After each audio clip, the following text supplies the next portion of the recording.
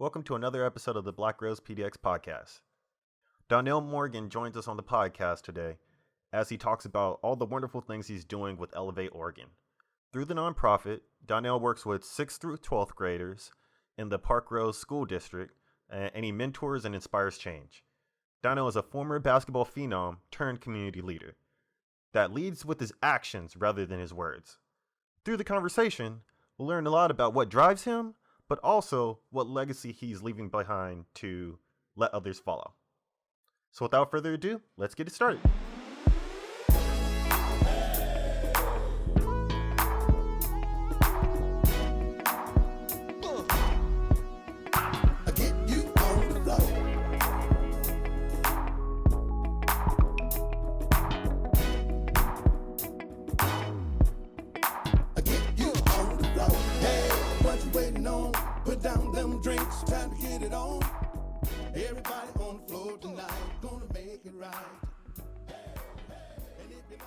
Welcome to another episode of the Black Rose PDX podcast. Today we have Donell Morgan. He is the executive director of Elevate Oregon. How's everything going? Man, I can't complain. The sun is shining. We're living in this new norm, with the social distancing.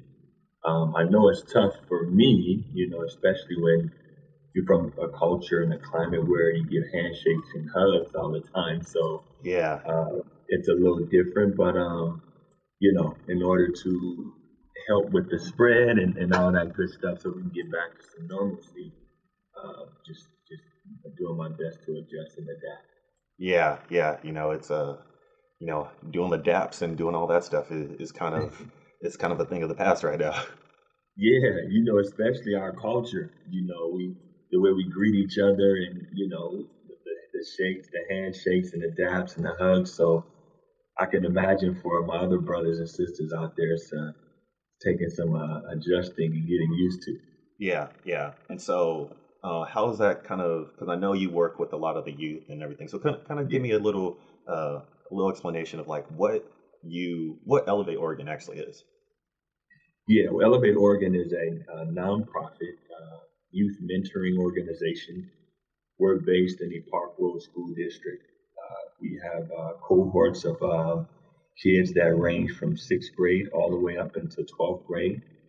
We have mentors stationed at the middle school that work with us 6th, 7th, and 8th grade, and we have our high school team that works with the 9th, 10th, and 11th, 12th grade group. So it's been an adjustment, right? I mean, when you're used to hands-on, what we do is we have our mentors. They're called teacher mentors. Okay. So instead of just doing the day-to-day mentoring where they'll come to school and they'll have a caseload and they're checking in with the kids, I think what makes Elevate Oregon a little bit different and a little more unique is that we actually have a elective class that each of those kids come to us every day. And so that's built into their school schedule. And we have an MOU with the Park Rose School District where they give us space and we hold a classroom that teaches the kids. Really, it's an open space, and really it's about talking about things like today. How can we be better to help with the coronavirus? We bring in different leaders throughout the community to speak to the kids about their journey. And really it's a great opportunity to check in with kids, teach them a lesson on leadership, skill building, and just having a safe place for them to talk to a strong adult about. And so with that, once that classroom is done, those kids go out into their normal classes, and that's when that teacher mentor becomes the mentor. Okay. And so from that point, we can look at grades, we can check attendance, and any behavior issues. And I guess what I'm saying is any barrier that would keep a kid from being successful, that mentor is there to help guide that kid, help educate the kid and the family on ways that we can intervene and really get wraparound services for that kid to make sure that they're not falling through the cracks, and they're on the course to be successful citizens and to graduate and the hopes is to move on to college, but definitely provide the skills for them to make decisions moving on in life. Okay, okay. So from what it sounds like, it's you're taking sort of like that big brother, big sister concept, and instead of it making it a, a extracurricular, you're injecting it into sort of like their day to day like school environment as well. Yes, absolutely. And our mentors, they're really everywhere. You know, they're in their football teams, they're coaching their football teams, they're in the volleyball teams, dance team, cheer teams. So not only are we getting them in the classroom, not only are we getting them outside the classroom, but we're also getting them where they are at. We're meeting where they're at, meeting the kids where they're at. So it can be a parent relationship. It can be a brother-sister relationship. It can be a coach relationship. So we feel that any positive relationship with a kid over a period of time is probably going to change that graduation rate for African American kids, our Latinx kids, and just kids in general when they know that there's a person that's championing their cause and that's willing to listen to them and really people that look like them that's going through the same thing as them, more likely the kid is going to listen and want to come to school and get that message. And I'm not saying it's easy. You know, there's Yeah. some battles with kids and you know how that goes. But for the most part, I think they know it's a loving relationship. I think they know that Elevate's coming from a place of encouragement and want to see if the kid do their best. So Oh yeah. um, it's definitely a big brother approach. It's definitely a deeper dive where, hey, sometimes you have to drive a kid home, have a tough conversation with mom and dad about, hey, we're missing class, we're having a lot of absences. So what can we do together to help make sure your kid is on track? So, Oh yeah, yeah, I definitely know that because I'm an entrepreneur and I mhm. volunteer with Thai Oregon, and we're at Jefferson and we're helping with their sort of Absolutely. with their young entrepreneurship sort of like class Yep. thing. Yep. And you know, some weeks we'll have two kids there, some weeks we'll have the whole group there, and Yep. sometimes you know some weeks they don't want to do anything. Yep. And so it Totally does get get it. challenging, but Yes. you know, kind of just sticking to it and being sort of like that pillar that they sort of can rely on. It's definitely something that's definitely needed because Absolutely. you see the growth in it, and you see them finally understand what their potential is after you know from week one to what like week 16, Yep. and so it's good to see that there is something that's ingrained in it that you know keeps them accountable because That's it. you know That's the word. And uh, that's the word. Accountable. You know, in the world today, I don't want to be that guy, man, that old guy, get off my grass, get off my lawn guy.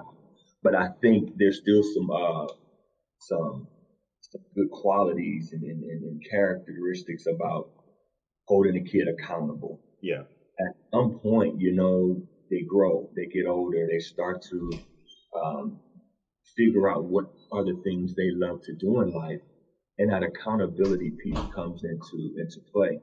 Just like the things that you're doing over at Jeff, and some, like you said, some days you'll have a whole group of guys, right? Some days you'll have two. But the thing about it is consistency.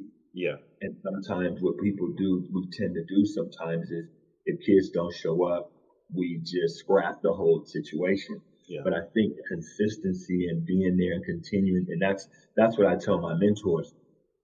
Your consistency is something that these kids don't ever see. There's always someone giving up on them or something being taken away. Hey, if we just keep coming, we keep showing them that, hey, we're going to be here. We're going to be consistent. And there's going to be days where they don't like you. There's going to be days where they love you. But being consistent, at some point, that relationship is going to be so close that as they grow, they have their families, they have their friends around them. All that positive energy begins to permeate into the school as a whole. yeah. And I think that is something when we're talking about um, cultural representation, and we're talking about inclusivity. When it comes to black and brown kids, particularly in schools, you often don't see that sort of patience.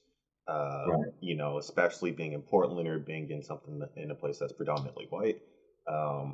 you see that there isn't that benefit of the doubt that's given to these black and brown kids. And so it's really interesting to kind of see from like when I was in high school to like now where there's all these supports. Yeah. The climate is obviously changed where you can have cell phones in class, but you also get the support that you would often find only in like playing football or basketball or athletics. You know. Yeah, it's wild, man, because I moved here in 2012. Okay. Moved. My journey's pretty unique, but I landed in Portland in 2012, and before coming to Portland, I was the director of a Boys and Girls Club in Tacoma, Washington. Okay.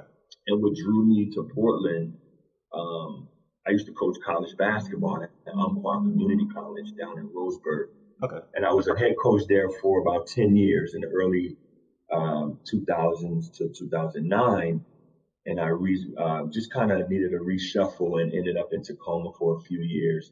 And what drew me to Portland was an organization called Self Enhancement, Oh yeah, SEI. SCI. Yep. Yeah, like I mean, and to be honest with you, I have worked with kids my whole entire life. From being a professional basketball player and then coaching college basketball. So mentoring had always been at the heart of my movement. You coach basketball. It wasn't a get rich gig, but it was definitely an opportunity to connect with young men that had just graduated from high school, going to a community college. I had the opportunity to be a part of their lives, mentor, shape their lives to get them prepared for the next phase in life. And I really took that to heart. And once I finished coaching, I resigned my position in '09, and I was really looking and searching for an organization, a career, to continue to move my career forward in an organization that took that deeper dive, that really went into that mentoring role like I was trying to get into. And Tony Sr. and that whole organization welcomed me in, and I'm forever thankful because it gave me the opportunity to really see how to impact kids' life and which ways you take to do that. And there's a lot of great people in that organization that really gave me the opportunity to do what I'm doing today. And I really honestly say, my move to Portland in 2012 and then here in 2020 to be an executive director, continuing that movement here on the east side in Park Rose. It's been heaven sent, man. I mean, it's been a blessing that I get to impact kids the way I get to do it. And being the head boys basketball coach at Park Rose as well, that furthers the impact. Now you have 36 black and brown kids from your varsity team all the way down to your freshman team. You're getting the opportunity to impact these kids, and it's just been a heaven sent, like I said. And my relationship with the district here, um, I'm just forever thankful for all the opportunities and people. Without the opportunity, you don't really get that chance to pursue your dreams, right? Yeah. So for me, what I'm trying to do is continue to provide opportunities to these black kids out here that have been moved from the north out, to the east side, to let them know, hey man, there's still people out here that care about you. There's people out here that look like you, and you can still be successful. We just have to go a different way of going about going to get there, but you still can be successful. So a lot of people have helped put me on my path, and I'm just thankful that I can take those lessons and take those talks and meetings and put it into the kids out here today. Oh yeah, definitely. I mean that's kind of the name of the game in the area of work that we do is just Yeah, we've achieved stuff. We've learned from those things. We see the things that aren't working. We see the things that are working, and then it's time to sort of pave the path for the next for the future generations. right. And it's rewarding, but that rewarding is kind of a slow burn. You gotta wait for it to ignite. You gotta wait for it to hit that wick. It's a you know, it's crazy, man, because you said it exactly right. it's two different meetings that I'll have in a month or a week. I'll have a meeting with my middle school staff, and they're like, "Man, Donell, I don't know. I don't know if they're getting. I don't know if it's going in there." I'm like, "Trust me, it's going in there right now." There's such unfinished products that you just have to keep that consistency, keep drilling into them, because it will catch. By the end of their eighth grade year, everything that you said to them in sixth grade, they'll be like, "Okay." And they think they're grown in eighth grade. They're just so done with middle school. They're ready to get to high school. And then when they get to high school, they're little babies. They're ninth graders, and now you have the seniors. And it's just that consistency, man. It's just you keep talking to them. And what we like to say around here, we want kids to fail safely. They're not going to be perfect. You're dealing with human beings. Yeah. Although we've all been there, we've all done that. You can warn them, you can talk to them about it, you can say, you can advise them as much as you want, but you have to let them go out there and experience for themselves. You've warned them, you've talked to them, you gave them some good nuggets that hopefully they'll make the right decisions when they're out there. But if they fail, it's okay. You have a person that has failed as well, and we can help guide you and mentor you back to a place where, hey, you're back going, and you just hope that mistake doesn't cost them so much when now they're out of school and they're dealing in the system and stuff like that. So we want the kids to fail. That's a part of it. That's a part of life. That's a part of growth and development. But Elevate Oregon allows a kid to fail safely, and there's an adult there to help guide those decisions. Yeah, and I think that's always an interesting dynamic when you're talking about youth, because Mhm. you try to find that balance between preparing them and making sure they're set up for success.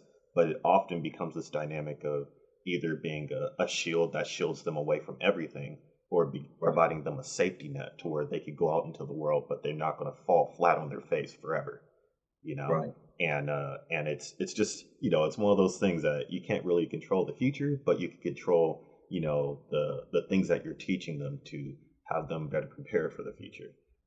Absolutely. And And it's and with today, just the times we're living in, how do you prepare a kid for social distancing? yeah. I mean, when I was growing up, and I was in this line of work, a lot of my mentors are young, they're in that 25 to 30 range. I never had to deal with this. I've never Yeah. had to talk to a kid about social distancing. We always, as young men, as men, we always talk to our nieces, our nephews, our cousins about cleanliness, about washing your hands, about using hand sanitizer, not drinking after people. These are all things that our parents taught us, our grandparents taught us. You give the kids, and now look where we at today. Yeah. We're in a world right now where we're preaching wash our hands. Yeah. These are things that we talk to our kids about every single day. In fact, my team teases me every time we shake hands or high five, or I go through the line and slap hands with other teams, players and stuff after the game. Immediately they always see me put hand sanitizer on. Well, we're just living, and this is before all this stuff really hit. Yeah. So now you get a lot of your players texting and calling you like, "Hey, coach, man, did you see this coming? Did you see all this stuff coming?"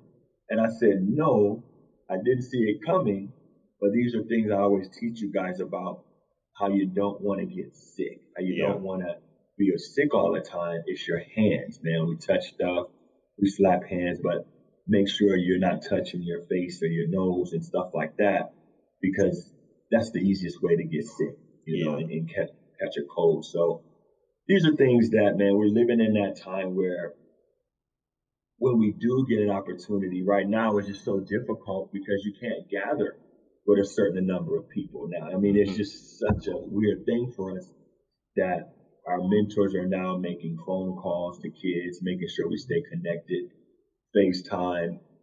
You can go pick up one-on-one stuff like that.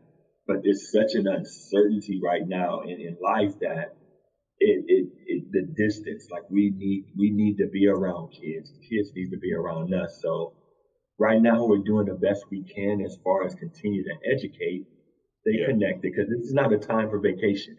Oh This is no. not a Uh-uh. time for kids to start getting into mischief and trouble. So it's very important for Elevate stay connected to their kids, making sure we're staying connected with families. And, we gave out some food the other day. We partnered with another partner in the district of Park Rose, and we provided food to families. So we're just trying to do our part to continue to educate. A lot of our kids came out and volunteered for that. So we can't do it all, but we know we can just do our part to show that, hey, we are mindful of the time we're living in, and we just want to make sure that the families of Park Rose understand that Elevate is behind them. Oh yeah, definitely, definitely. It's I remember in school everybody was worried about catching mono. Mono was a Yeah, thing, and now it's exactly. like we're dealing with Yeah. coronavirus and all And that stuff. every few years is something. It was the swine flu a Yep. few years back, And right? then there's It's Ebola. mono, All that. it's something, and it's always something a little bit stronger than the last thing, right? Uh huh. And I just think with all these different things that come out, there's a lesson to be learned in all this. All the Yeah. kids that are living in this time, they'll never forget this. They'll never forget having to leave school and can't go to school because of this disease and things that are happening, right? Yeah. And they'll be able to educate their kids because there's going to be something else. There's always something. Yeah. So, it's just, living in these times that different things are happening. So I'm kind of happy it happened to us, to be honest. You don't want to see people dying. Yeah. That's for sure. You never want to see that. But the lesson in all this is that, being clean and washing your hands and just simple stuff like that could prevent something. I Yeah. mean, just think about it. I mean, it's like, wow, just washing your hands, just doing that every time you shake hands or every time you eat or use the restroom, you touch a door. These are things you have to remember to be mindful of. Yeah. I think for me, I am among other things, I'm applying to medical school, and so I'm trying to There you get go. into There you go. OHSU. Congratulations. Oh yeah, thanks. And one of the things that I've particularly like latched onto as a content creator is looking at the disparities in health education, especially in the Black community. And so Absolutely. it's forcing. I'm actually revisiting a few like ideas in terms of Mm. creating content for that because, like you said, it's the little things. Like in order if you want to keep your teeth, floss at least once to twice a week and brush your teeth Right. twice a day. Right. But being able to do that on a consistent basis is difficult, and understanding the importance of that. Just like we have to eat, we have to do certain things Yeah. in order to maintain the way of living that we expect to have. And so it for this particular moment, it seems like we're kind of going back to the basics, but we're also having to modernize and do Yeah. video calls and do all these things that they are to be quite frank, they're Right. already used to doing. And so I think it's ultimately also a test for us older generation to kind of modernize our way of interacting with the youth the way that they're used to. Exactly. And so it should be really Exactly. interesting, really interesting. Yeah. But It's no, you're right, man. You're right. And that medical found brother that went through. He does physical therapy. He lives in Dallas, in the Dallas, Texas area. And just like his job requires him to go to homes. yeah.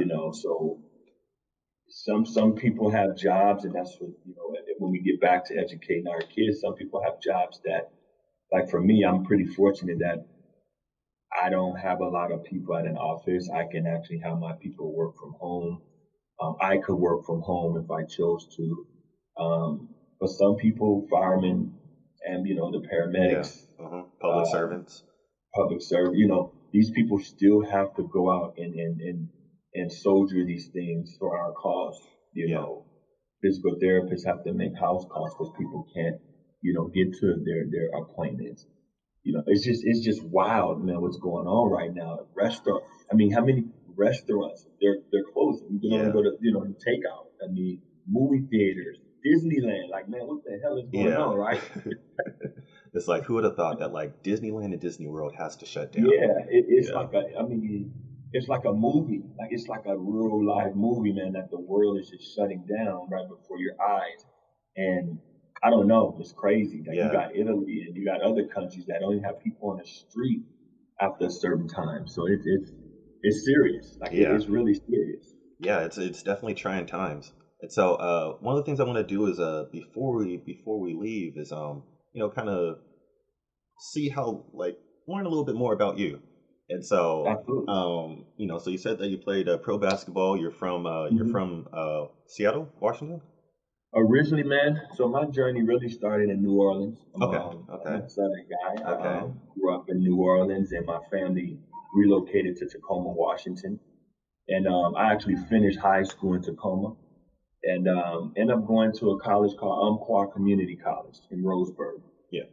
I think I mentioned I coached there as well. So from Umpqua, I went to Idaho State. From there, I was a Big Sky All Conference Player of the Year, and ended up playing international ball for about 5 years. So I had traveled to Australia, New Zealand, Malta, Iceland, Uruguay, Honduras, and Chile. Oh dang. So you So got I've been to a lot of places, and I really think, man, that experience in my life at a young age, I finished college at 22, and when I finished my playing career, I was 26, 27 years old. And those years of my life really put me on a trajectory. I knew I was going to do something meaningful. I just didn't know what. I was still a young guy trying to figure it all out. And my first real job I ever had was a juvenile detention center counselor. okay. And that's where I really started my mentoring. I never knew I was going to end up at the Boys and Girls Club or SCI or coaching college basketball. But I knew the experience of being a professional athlete, kids naturally looked up to you. It's just a natural thing. We look up to Michael Jordan and Yeah. Magic Johnson and those great athletes when I was growing up. And then all of a sudden, you are them, and it was like, wow, I would watch a lot of videos of my heroes, and I really listened to what they said as person. I watched them talk, I watched how they presented themselves. And when I got the opportunity to get in front of a microphone, in front of a camera, I always wanted to present myself as not just an athlete. I think LeBron said that shut up and dribble. I always wanted to be more than that. I always wanted to be more than an athlete, and I saw myself more than an athlete. And I really got into college basketball and coaching for two reasons. The first was to make sure kids got a good experience in college basketball. Yeah. They got a fair shake. Can you do that for everybody? Probably not, but I wanted to remain consistent in my message that life is more than basketball. Prepare yourself for after.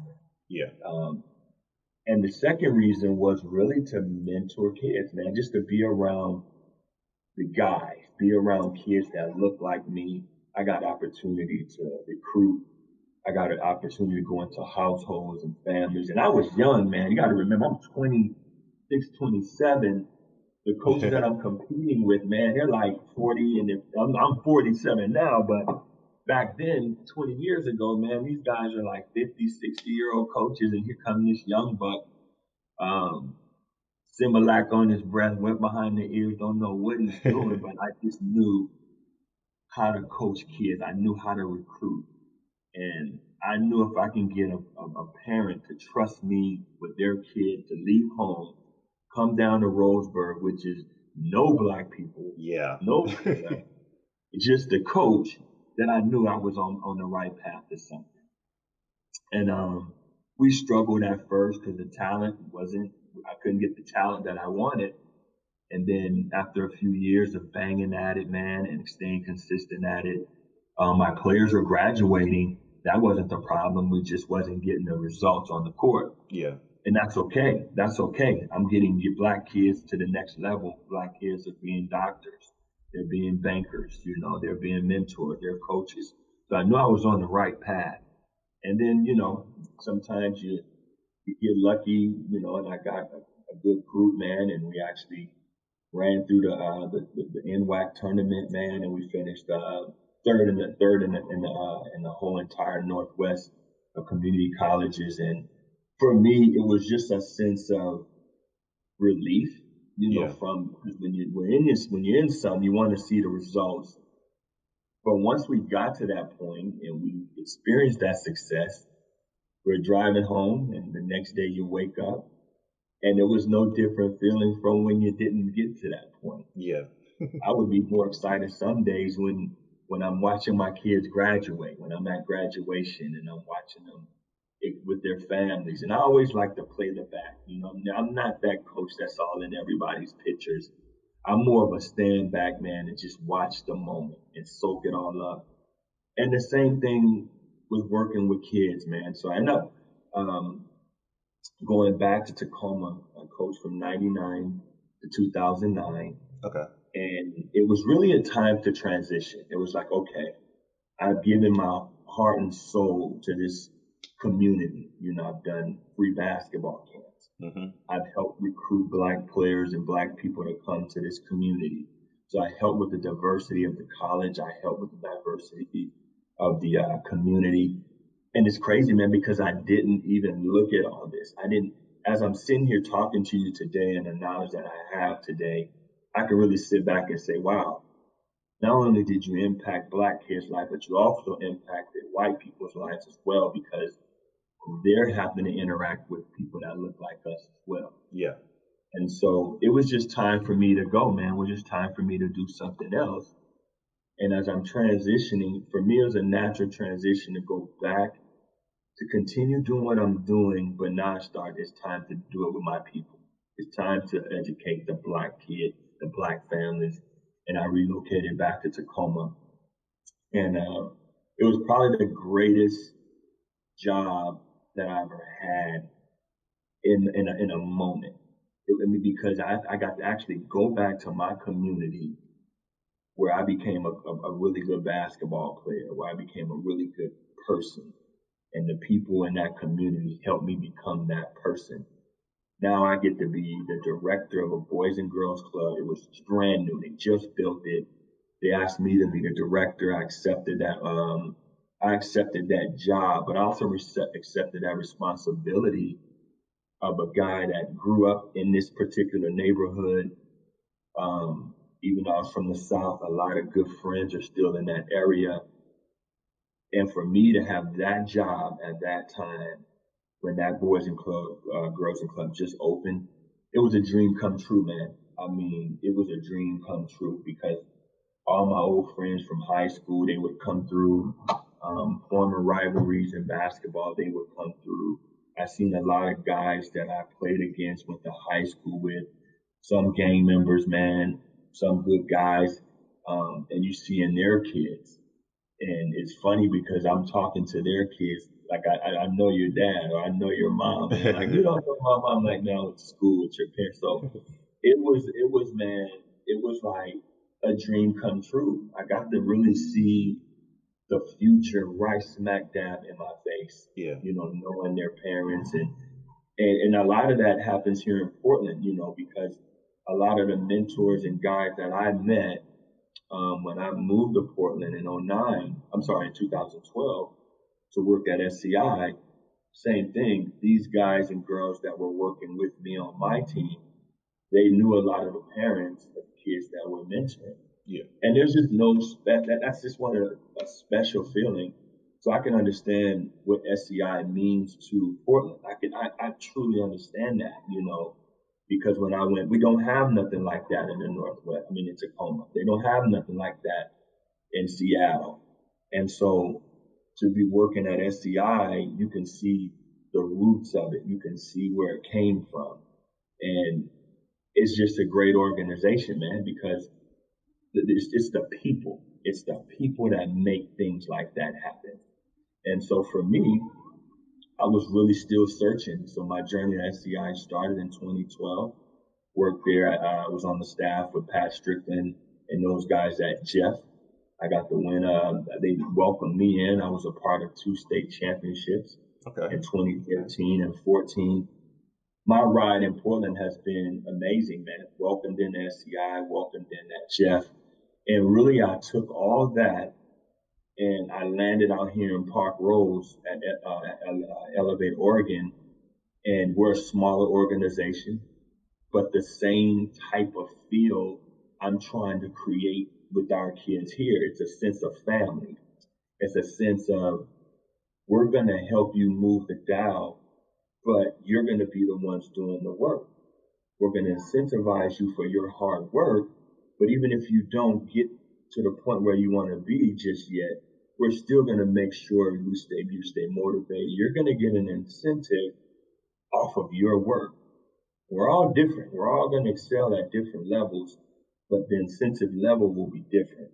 But everyone will get incentivized. So Elevate has been able to change the mentality of the kids here in Park Rose. When we arrived in 2016, when I arrived, they weren't talking about college. They weren't talking about grades. They weren't talking about that pride that they have today. So my time here from 16 to exactly today, again, it's like I live in Park Rose, and I moved here and I was working at SCI. I'm driving from Park Rose to Jeff and to SCI. So for me, this is my community now. This is my life's work, all into Park Rose, where I get to be this figure. And if I'm going to be this figure, then I'm going to do something good with it. And we've hired the right people, we put the right people in places, and we've really taken off. And it's all about relationships.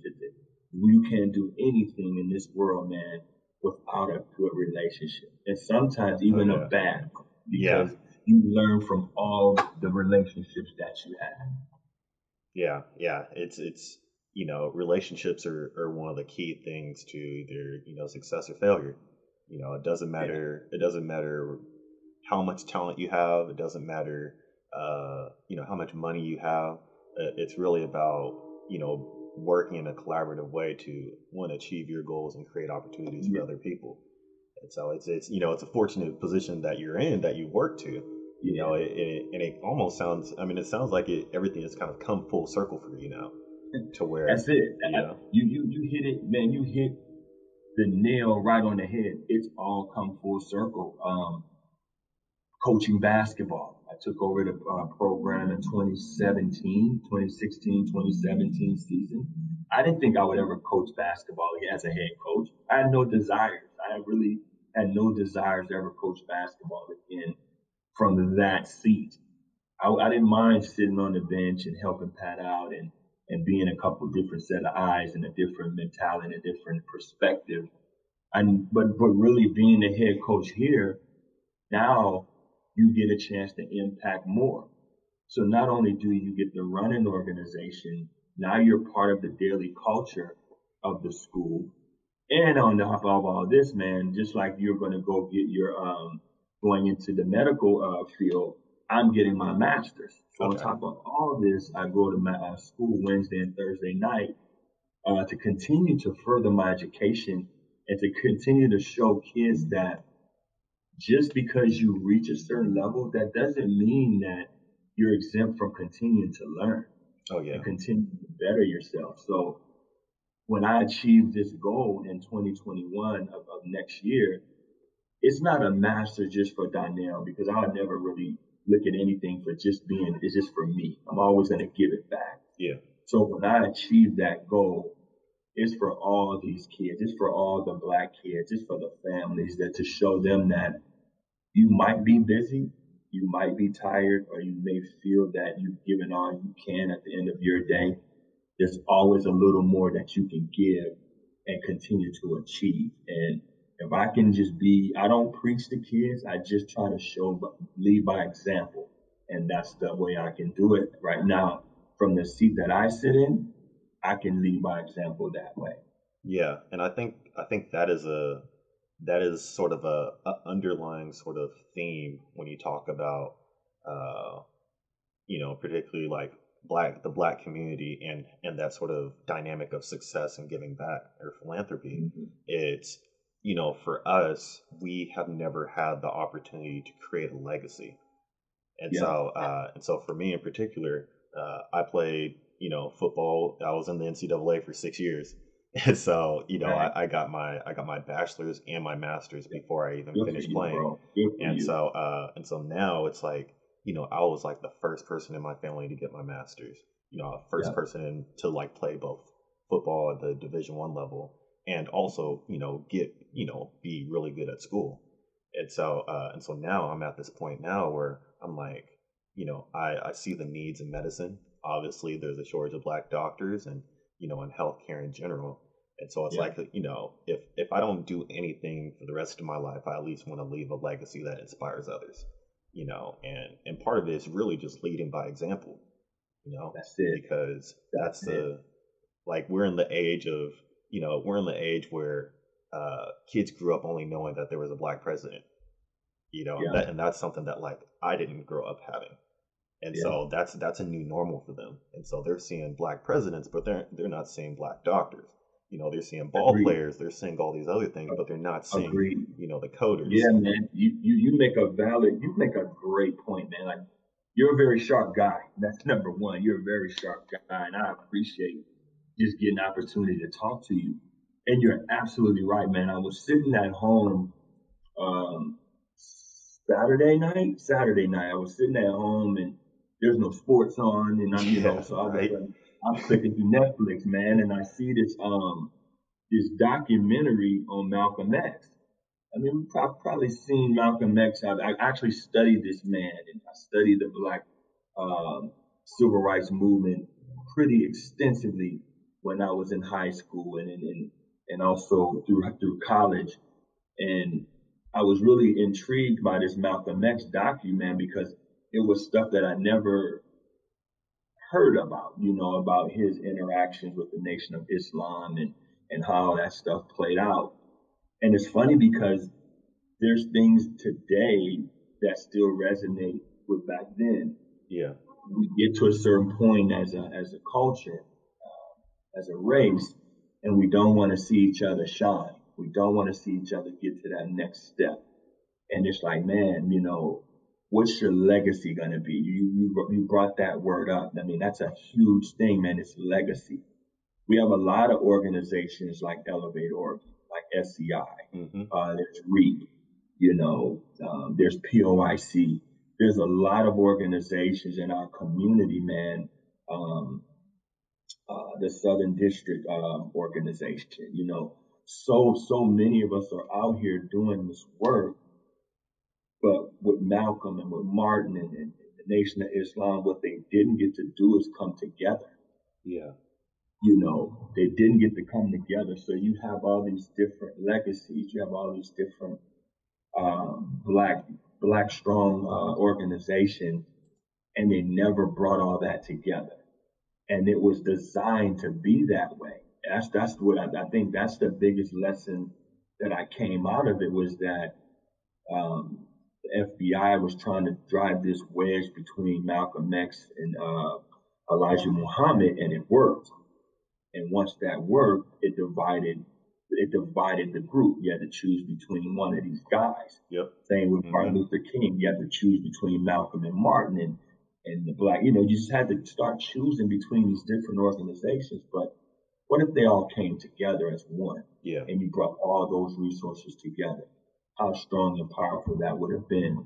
And, we're still living in these same times, man, where you got organizations doing stuff over here, organizations doing stuff over there, but no one ever actually talks and meets to figure out, man, what are you guys doing? How can we get these younger guys to come up to this level? You got 23 and 24-year-old guys with a lot of great ideas because they're closer to the kids, man. They understand this generation. And that's why I think the biggest compliment for me and which made me kind of pause for a second was Elevate Oregon was honored at the Portland Trailblazers African American Night, Black Okay. Yeah. History, and we were honored that evening. And a young man came up to me. Ironically, he was from Tacoma. Ironically, he went to the same high school I went to in Oh, Tacoma. dang. So it's like, okay, wow, this is a little different. But he came up to me, asked me, "Hey, man, are you the CEO of Elevate Oregon?" I said, "I am." And he was like, I'm like, are you from Portland? He kind of told me where he was from, and he tripped a little bit about both being in Tacoma, went to Falls High School, and we're meeting right here, right now, in this moment in Portland, right? And he said, I just drove down here, man, because I wanted to be a part of this night. And to meet you is an honor. And I'm like, well, I appreciate that, right? And he was like, I would love to sit down with you to talk to you about what got you into this work and how did you get to where you were and what's your passions. And for a young man to come ask me that when we talk about full circle, that was full circle to me because I'm the guy that, man, I want to meet the men. I want to meet the guy. I want to be around excellence. I want to be around pioneers. I want to be around the guys that really jumped out front and said, "Hey, I want to change. I want to impact." So for that young man to seek me out, I would definitely be in touch with him. I would definitely be sitting down with him and giving him everything he wants, everything he needs, when he wants it, how he wants it, and because if he took the time and the courage to come and approach me, it's only right that I give back, and that's another part of coming full circle, man, is seeing the youth and the knowledge of guys that want it and they want to continue this work. So I would definitely to reach out to that kid to make sure I give him what he needs. Yeah, I mean, it sounds like you kind of gave a little blueprint and for everybody else to kind of figure out how to get into that position, to where it's It, it it's like it it's starts with just yeah, man. And when I think about it, I always tell people this, and I have to say this in this forum is that don't have a secret in my back pocket that I could just give you, right? It's just about work. It's just about hard work. And when I approach this kid and when I talk to him, I'm gonna just let him know, hey man, I started as a juvenile detention center counselor. You know, when kids do wrong, they send them up. They send them way out. And I was driving an hour a day, man, because I really cared about these kids and I wanted to see them. But when those doors slammed on them and I locked that key, I didn't want to be that guy no more. I yeah, couldn't see myself locking the key on a kid. I wanted to be the person that kept them out of that. And it was tough, man, because I developed some great relationship with kids that probably you pray they turned the corner. You pray that when they got out, that they got in the hands of some good people. But most likely they didn't. And I just couldn't continue that path. I didn't want to be that guy to turn the key. I want to be the guy to give you the key to the city, to give you the blueprint, and to keep you out of that situation. So, um, yeah, it's really bringing together our resources at this point, for the greater good hmm and giving the young people the chance to shine, man. It's their time. It's y'all time, man. I really feel like we as older guys, OGs and there's double OGs over me, right? Give me some more game so I can continue to give you guys, man, because pretty soon it's your show. yep, Pretty soon you guys will be the ones, and I want to just be the guy to say, hey man, follow that guy. That yep, guy knows what he's talking about, you know. And there's a shelf life, and I think my shelf life is pretty good right now. But once I can educate more people to come up under me and do their own thing, do your own thing, do it your way, but understand the basis and the grounds of where you're coming from and the realness and how you have to conduct your life, how you have to lead your life because you have people following you, yep. So it's a lot that goes into it, and I'm more than happy to live this life. I'm more than happy to be a part of the work and also to give back to the guys under me that's coming up. Okay, okay, yeah. And I think with that, I think we'll call it a wrap. You know? Man, appreciate Oh it. We yeah, got it oh yeah, done. definitely, definitely. So if there's any announcements or anything you wanna share, feel free to do so. Um, I think the biggest thing right now, man, is just for everyone to be safe. Just take this opportunity just to say from Donell and Elevate Oregon is that, we care about our community. We care about our Black people. We care about everybody, at the same time. But we're living in a tough time right now. There's a lot of uncertainty, but just do your part, don't be out here thinking you're bigger and better than it, because it's not about that. Yep. It's about keeping yourself safe so we can keep our elderly safe. We don't want, we're stronger. We can probably beat it if we was to get infected, but we got to make sure that we're doing our part to keep the next person safe. So that way we can get back to some normal living here and back to celebrating and doing what Black folks do. And that's just party, man. Like, we enjoy ourselves. Yep. We enjoy a good barbecue, a good gathering, church, all those things, man. So just do your part so we can get back to living the way that we love to live. Oh yeah. You know how Portland gets, and when the sun comes out, it's especially after this. There's no better place than in the summertime. Yep. I will agree there. Yeah, and so yeah, let's all prepare for that summer cookout, everything like that. Everybody be safe, and with that, we'll just call it a wrap. So I appreciate it. Appreciate all the time, and yeah, everybody go check out Elevate Oregon.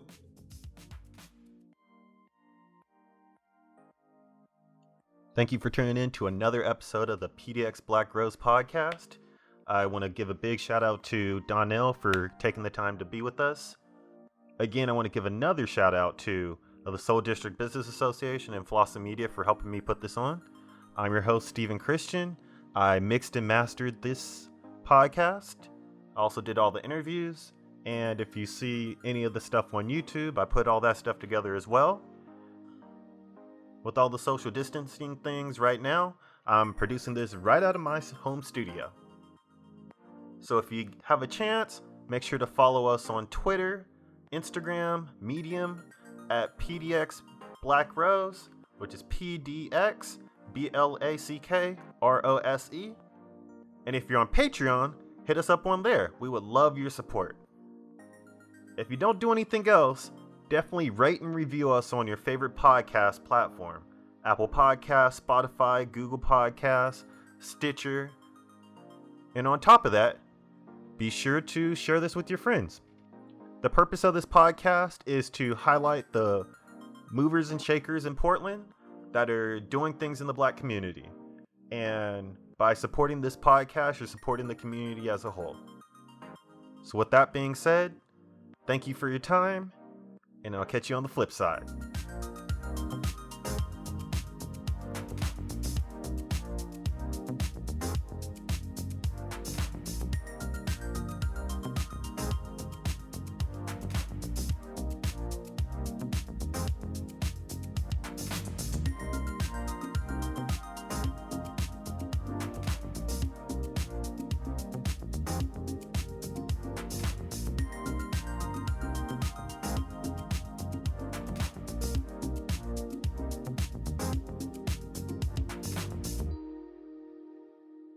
The intro song is brought to you by Andy Stokes, and the outro song is brought to you by Spring Gang from Epidemic Sound.